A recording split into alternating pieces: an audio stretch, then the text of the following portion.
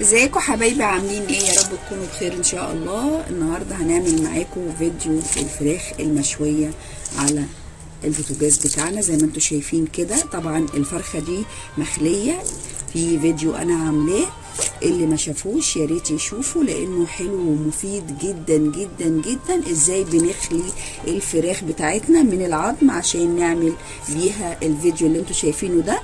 وزي ما انا قلت لكم في الفيديو هنعمل بيها حاجات كتير. دي تاني حاجة من الحاجات اللي احنا عملناها من الفراخ المخلية من العظم. عملنا فيديو قبل كده وطبعا اكيد شفتوه، لو ما شفتوهوش يا ريت تشوفوه، جميل جدا، محشي برضو كبد وقوانص. والمرة دي هنعمل الفراخ المشوية. زي ما هنبدأ التتبيلة بتاعتنا. هنا الطماطم المبشورة عندي، كمان مية البصل وكده. طبعا بنعيد المقادير تاني عشان لو في اي حاجة احنا نسيناها مثلا معاكم، وانا ان شاء الله ما فيش اي حاجة نسيها، بس برضو في الاعادة افادة. دبس الرمان بالشكل اللي انتوا شايفينه ده. خل بلسمك بيدي طعم حلو قوي للتتبيلة.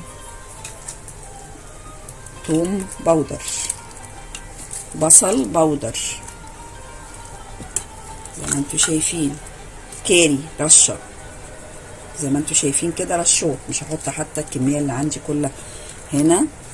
هنا برضو رشه كده من الكركم. معانا جنزبيل بيبقى حلو قوي قوي في الفراخ المشويه. معانا هنا كمان اللي هي البابريكا المدخنه، ولو ما فيش المدخنه يبقى العاديه، هحطهم كلهم دول عشان بتدي لون حلو. هحط كمان فلفل، وكمان الثوم بتاعنا، اسمرات الملح بتاعنا اهو، معلقه ملح.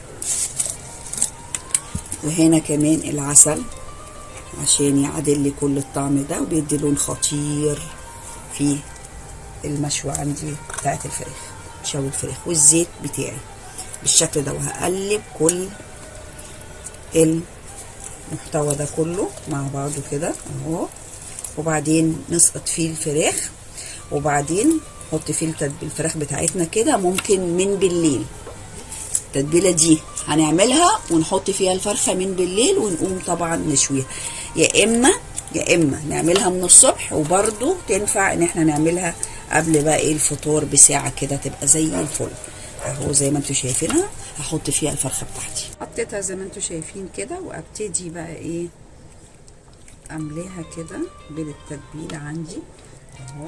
ناخد كده، انا حطيت ديت اهو زي ما انتوا شايفين. حطيت كده في السوسيره بتاعتي من التوابل قبل ما احط فيها الفرخه دي. بقى اسيبها شويه بس، طبعا انتوا هتسيبوها عندكم زي ما انا قلت من الصبح بالليل، يا اما من بالليل للصبح، براحتكم خالص اهو. هنروح بقى بيها عند الجريلا بتاعتي عشان خاطر نشويها شويه كده جميله وممتازه. زي ما انتوا شايفين حطينا الزيت بتاعنا ودهناه مسحه بسيطه خالص.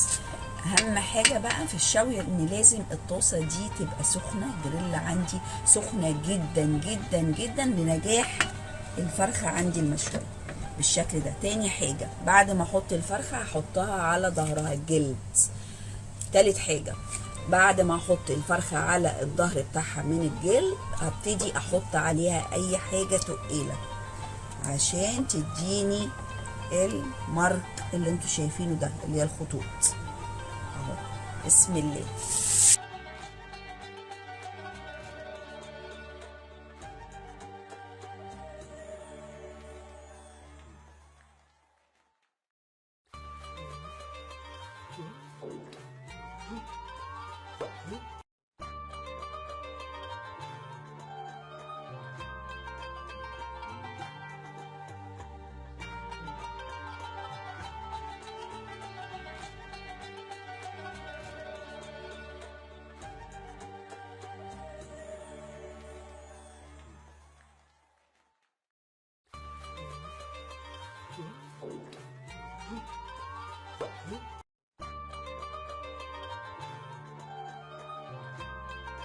بعد ان شاء الله السوا هنوريه لكم. بتاخد بقى ايه من تلت ساعه لنص ساعه بالشكل اللي انتوا شايفينه ده. بعد ما تاخد الوشين هبتدي بقى اهدي النار واغطيها في اي حاجه عندي، يا اما اشيلها زي ما انتم شايفينها كده وادخلها الفرن تقعد بقيه التسويه بتاعتها براحتكم خالص. انا كده كده هسويها على الجريلا بتاعتي لحد ما تتم خالص سواها، تلت ساعه لنص ساعه. وانا بيتهيالي ان هي تلت ساعه تبقى خطيره جدا، لانها طبعا مخليه من العظم، فمش محتاجه الوقت ده كله.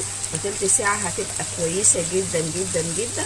وبألف هنا وشفا، واستنوني ان شاء الله في فيديو تاني باذن الله.